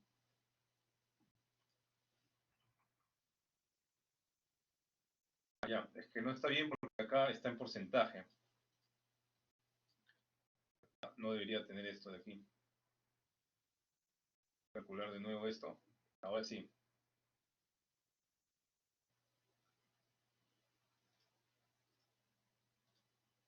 Ahora sí. Entonces, tiene que estar fuera del círculo y tiene que estar por debajo de esta recta. Pues un punto de acá podría cumplir, ¿no? Y ese punto sale 6.000 y pico. Si yo me acerco un poco más para coger un punto más cercano,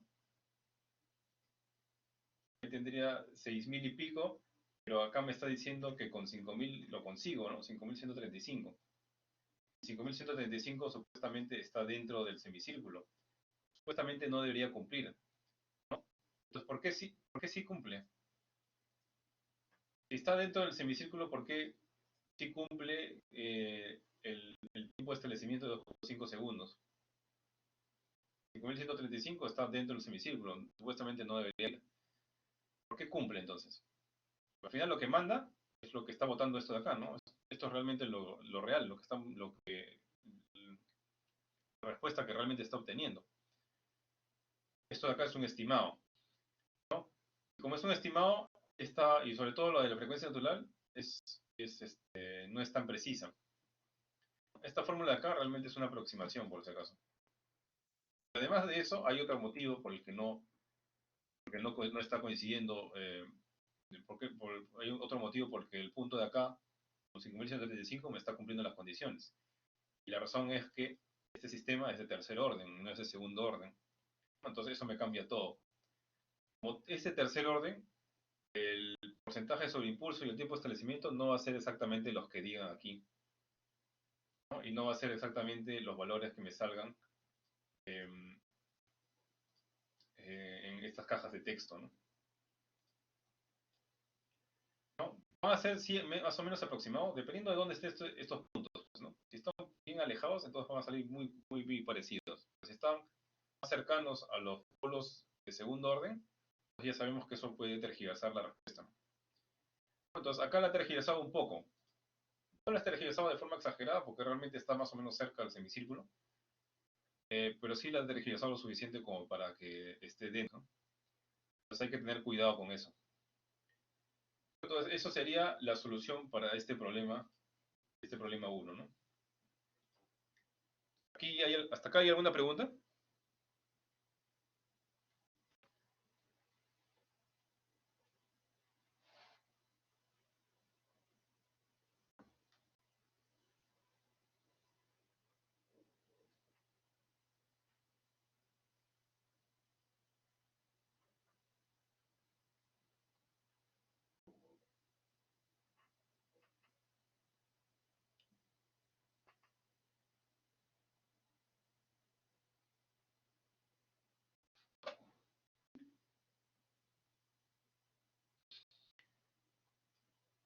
Con el stick info sacas la información, porcentaje sobre impulso, el tiempo de establecimiento. Claro, ese es el que te da finalmente cuánto es, ¿no?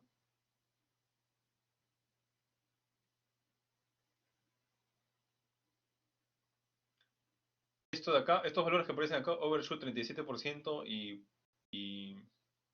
porcentaje, bueno, factor de amortiguamiento. Acuérdense que una vez les dije que esto solamente cumple para si fuese un sistema de segundo orden con mando un polo de acá y su jugada de acá. Si es un sistema de tercero o cuarto orden, no necesariamente se va a cumplir lo que dice aquí. Y este valor de cita y la frecuencia natural lo hemos sacado con fórmulas donde se supone que el sistema debería ser solamente de segundo orden. Este sistema no es de segundo orden, sino es de tercer orden.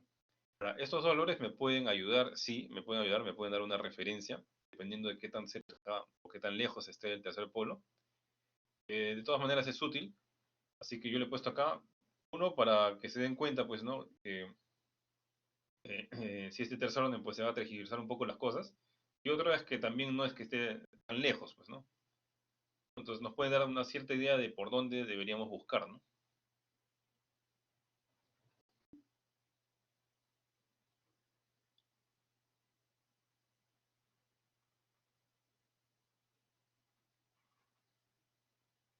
La condición del error de estado estable sí se cumple, pero eso no lo puedo ver en el LGR, eso sí. En el LGR no puedo ver el error de estado estable. Ahí, ahí sí necesariamente tendríamos que hacerlo por iteración. O hacerlo en el mismo bode hallar la constante de error.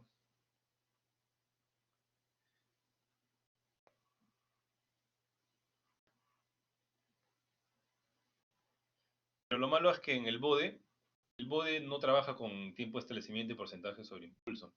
Porque no son los índices de desempeño naturales del bode. Esos son los índices de desempeño del LGR o la respuesta en el tiempo. Entonces, al final de cuentas, en este tipo de problemas, bueno, que se hacen con laboratorio realmente, es mejor trabajarlo haciendo pues, este bucle, ¿no? Pero eso es también por ahora, ¿no? Porque más adelante vamos a ver la técnica para diseñar controladores, ¿no? Y esos controladores no se hacen por fuerza bruta, sino se hacen ya siguiendo un procedimiento que vamos a ver ya.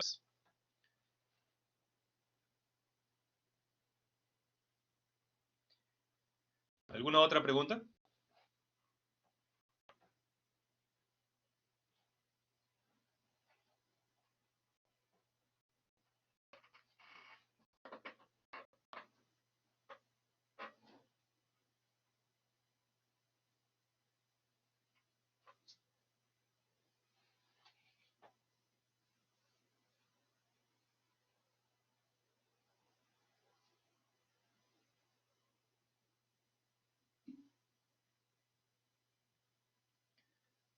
Ah, ese es un tanteo.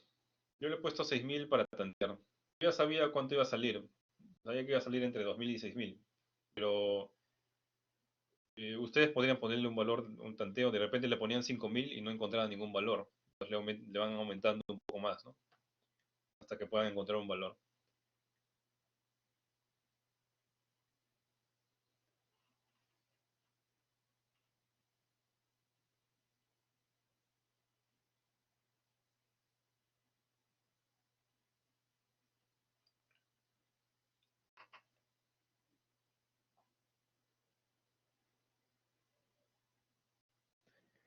¿Alguna otra pregunta?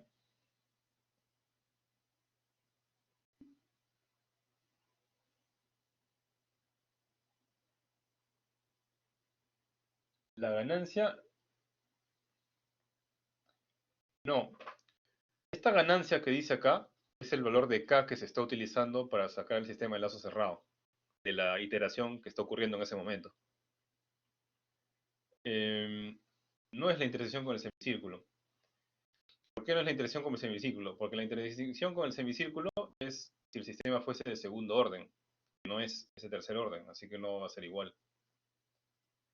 Esta parte de la intersección del semicírculo solamente me sirve como referencia, no va a ser realmente algo muy fiable, porque como le dije, este es un sistema de tercer orden, no de segundo orden. Salvo que esta zona del tercer polo esté bien alejado a la izquierda. Entonces el sistema se va a comportar casi como un sistema de segundo orden y ahí me serviría más hacer la intersección.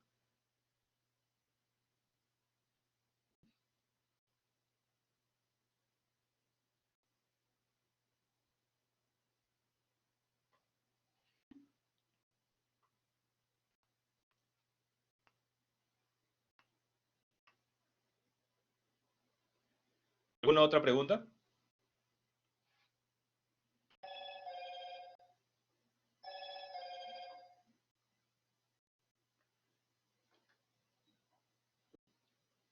Bueno, entonces si no hay preguntas, nos quedamos ahí. Ya la próxima semana vamos a ver estabilidad con Bode. ¿Ok? Entonces me despido y les deseo buenas noches.